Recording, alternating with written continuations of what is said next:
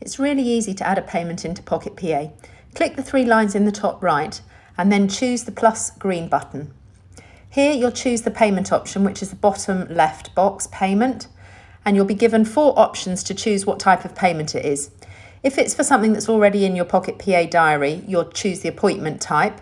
If it relates to a sale payment against a product, you'll choose a sale payment. If it's in relation to an appointment and a sale, you can choose combined payment.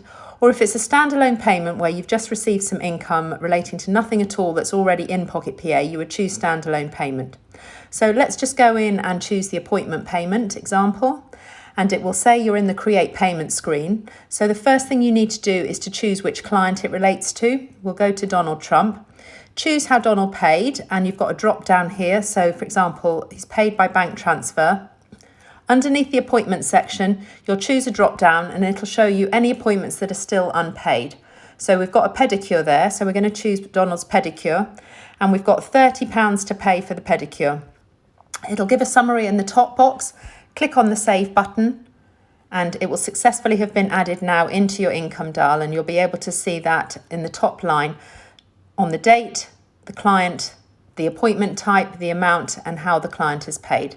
That's how easy it is to be able to add a payment into Pocket PA.